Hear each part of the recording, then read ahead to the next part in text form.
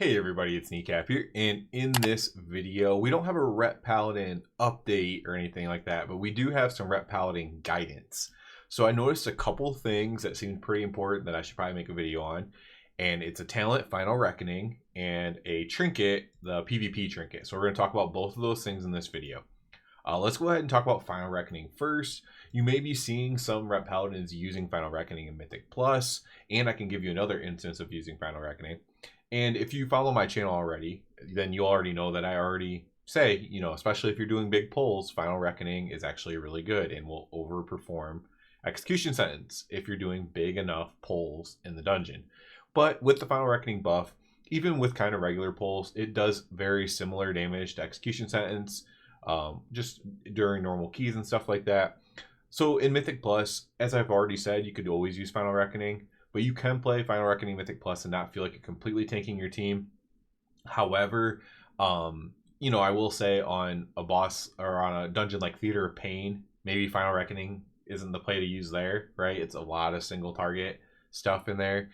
So maybe you just play Execution Sentence anyways in there. But you could mess around and play Final Reckoning. I played Final Reckoning in some dungeons, before, this became like a topic or whatever. Because I said, play it if you have big pulls. So I was trying it out in Cinderbrew Meadery, which has some big pulls, especially the first pull. You can try it out in Rookery if you do a really big first pull. There's some places if you do big Priory of the Sacred Flame. If you're going to try it out in those specifically, but you can kind of play this in Mythic Plus. That was always the case. Again, if you follow my channel closely, you would already know that. But, since my recommended build did have Execution Sentence, I just wanted to point out again that you can play Final Reckoning. You could just take the Mythic Plus build and you can just swap it over. You can just swap over Final Reckoning. I will say if you want to double down on, making your add damage higher, you could, in theory, possibly switch over to Blade of Vengeance as well. If you're going to do that, you might also want to switch this up as well. So it might just be too much switching around. You can play with it, I would say, and kind of like triple down on AoE stuff. Or you can just play Execution Sentence and be fine as well. That'll be fine in most dungeons. And maybe a Final Reckoning person would beat you in a specific dungeon, but it'll be close either way. And it's very, very similar in overall damage. Execution Sentence taking the lead on bosses and single target lieutenants and stuff like that, and then Final Reckoning taking a lead on bigger pulls. So that's kind of how that works. So just wanted to give some guidance on that in case you're seeing some people using it. Oh, and the other thing I wanted to say is, just how I say, things are nuanced. It's not always one answer. So for let's pull them up here. Rick Reverb first kill. So we're on 6 Junk Bunker progression now. Our first kill of Rick Reverb was last week, and I actually used, so he summons all these ads. I actually used Final Reckoning for our clear of this because we were struggling big time with our ad damage, and I ended up doing top ad damage.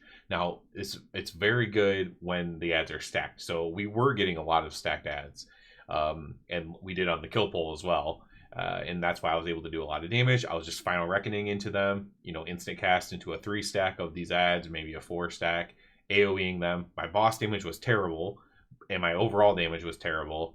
But you can use Final Reckoning in specific cases. Now, again, in this case, my overall damage was terrible. What I will say is, if you got all 4 stacks of amplifiers every time, then using Final Reckoning for this boss would actually be pretty decent, and probably do fine. Even in overall damage.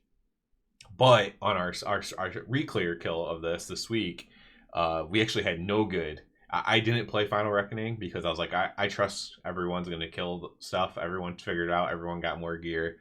I played single target, basically, mostly pure single target. And luckily I did because our amplifiers were just everywhere. They were not stacked at all. So playing Final Reckoning would have been such a huge throw in that case. But there are cases, the whole point of this story is just to tell you there are cases where you can play a different talent than what's recommended, right? And sometimes it's fun to figure out what those cases are. But I wanted to talk about that. I always encourage that. That's nothing new for this channel. I'm always like, yeah, play that talent. Yeah, you can totally play that talent. It's only 0.1% difference. Play a different talent. Try it out. Maybe you'll find something that the Sims don't show or whatever. I always encourage that.